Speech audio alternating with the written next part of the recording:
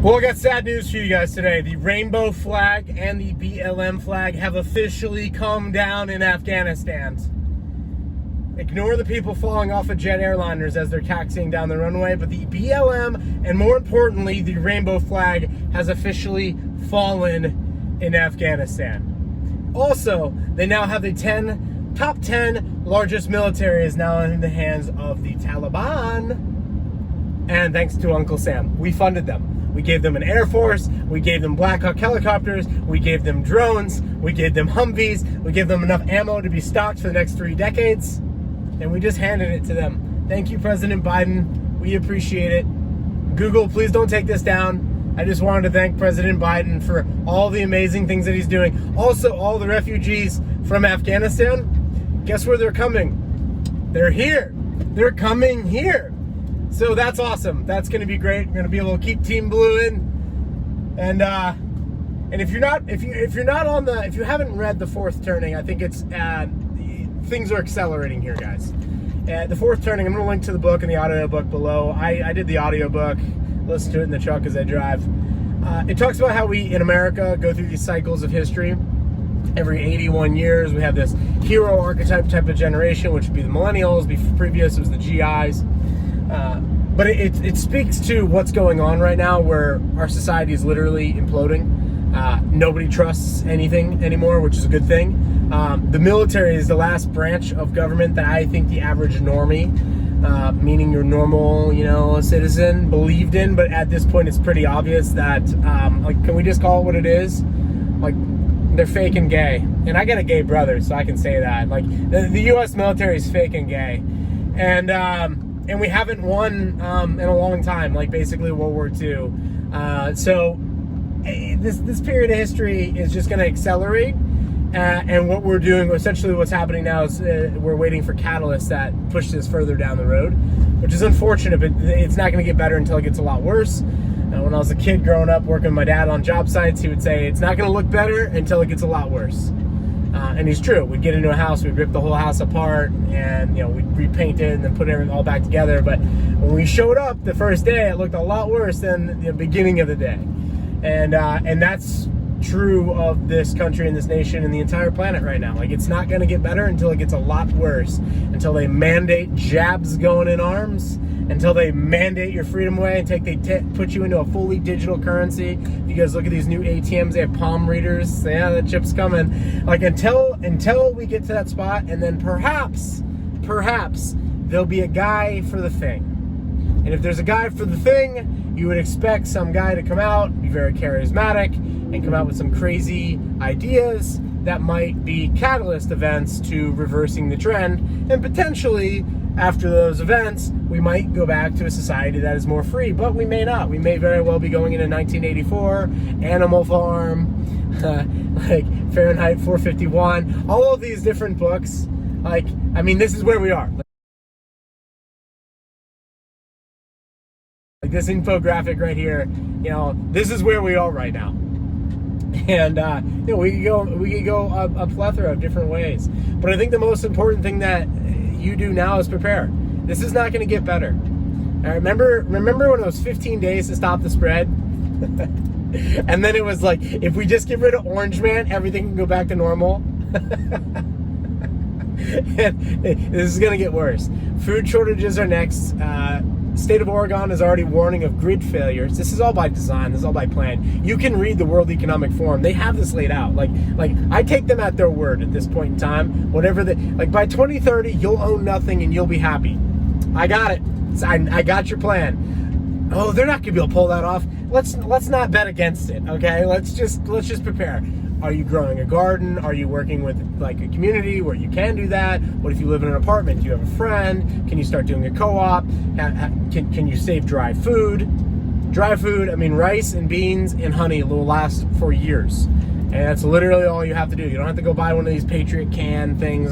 Great idea, but they're expensive. You don't need that. You just need rice, beans, some sauce, different sauces, hot sauce, it's keep forever. You need a way to filter water. This is real stuff. You need a sidearm for protection. You don't really need more than 3, but you do need to figure that out. At least one. I mean, we're at that spot in history, and you've got to get healthy. That's the one thing we haven't heard through this entire scamdemic is like, it's time to get healthy. Like, go outside, get some exercise, get some sunshine, eat better. Like, start hanging out with some badasses. Like, don't just lock yourself in the pod, eat the bugs, and take the jab. Don't do that. Like, that's not what needs to happen here. What needs to happen is you need to become as robust and as sovereign as you possibly can. If you have the ability to, and everybody should. I mean, silver's like $24 at this given point in time, maybe $6, $7, $10 premiums on top of that. I mean, for less than $35, you can get silver in your hand, physically in your hand. I suggest even smaller denominations, dimes, quarters, things that were in circulation before they shot Kennedy. And I say they, meaning our own people, because it's obvious at this point in time. You're like, Trav, how do you feel about the moon landing? Really? I mean, I feel like at this point, everybody knows that was a fraud. but like, I mean, that's just kind of where we're at. Is like, the society is now waking up to the fact that a small political elite has taken over the country. We've hollowed out our manufacturing base. We've outsourced all of that to other foreign nations. We've indebted our nation to the point where we're the most indebted nation in history. And everyone's like, well, it can never happen in America. Oh, it's a mathematical fact. The currency at some point in time is going to fail. The economy is going to collapse. There's going to be food shortages. The power grid probably will be spotty coming on and off, and people are going to get restless. And then a charismatic leader may or may not emerge. And if that happens, things are going to get really violent and really crazy.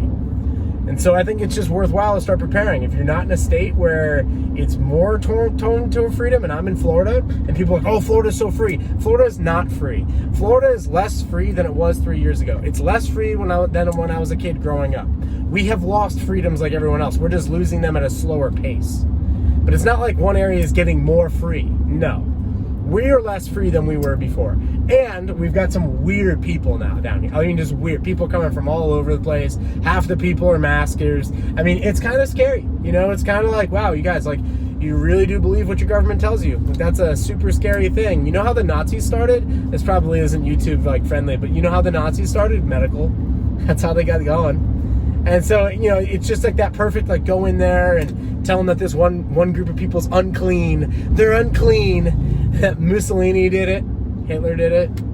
It's the same playbook over and over, except this time they're playing for it all. They're literally trying to push a one world governance. And ultimately governance happens at the local level, so I don't think they're going to be long-term successful, and I do think that we're going to move to a decentralized world, and central banks are going to literally fail, and currencies are going to fail, and nation states as we know them are going to fail. And I think that the nation state is going to be an old model from the 1800s and 1900s and 20th century. I don't think that the nation state's going to survive in the digital age. It's not compatible with the digital age. For example, these videos, because this one could very well, I could get my strike. I don't know. I haven't gotten a strike yet. I'm looking forward to the strike. But like, these videos are also hosted on Odyssey, and that's a platform that's actually better than YouTube. You get to move the thing around the screen, and you can play while you search. I mean, it's really great tech. They've got an amazing app. You can listen to it with your phone off, which is what I like to do. I like to turn my phone off and listen to it while I work, go work out, whatever it is. And you get paid as a creator on there in library credits, and you can purchase library credits. What's interesting is there's no commercials on the platform.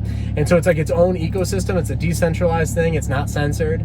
And so long term, that's what's going to happen. You're going to have decentralized Facebook, decentralized Twitter. You're going to have solutions to these tech oligarchs.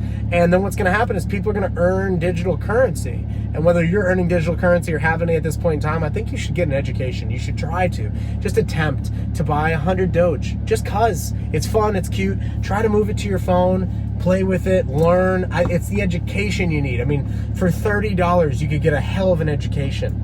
But ultimately what's going to happen is people are going to move to getting paid in private currencies, and governments are going to become like very, very nasty, and they're going to tax the hell out of their citizens.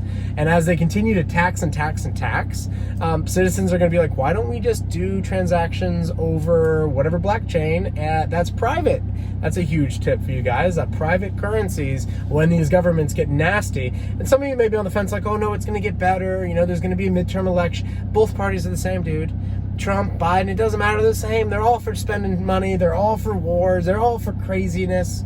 Like, they're all for control. They're all for mandating what goes in your body. They're all the same.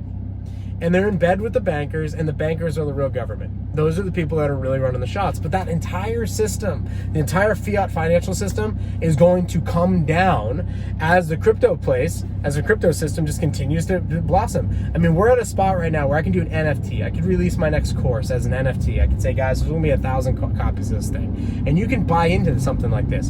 And we could keep our assets, our intellectual property, in the digital realm. Well, we can move it around the globe wherever we want. We don't have to put it into a U.S. bank and pay taxes on the transaction. We could keep it in cyberspace, and I could trade it over the net. I mean, you can literally buy stuff with Dogecoin over the net right now, and you can ship to your house. I mean, there's already this segue because the millennials need an out. We need an escape hatch. There needs to be somewhere where the pressure, that built up pressure, can escape to. And the crypto space is it. People are literally at that spot where we're able to create digital assets and we can keep them in cyberspace. And game theory would suggest that nations will compete, and the smaller nations have more to gain and the larger nations have less or more to lose. And so what will happen is larger nations like the US, Canada, the EU, will become nastier to their citizens, aka their slave population. And as they do so, smart, intelligent citizens will begin to look for alternatives.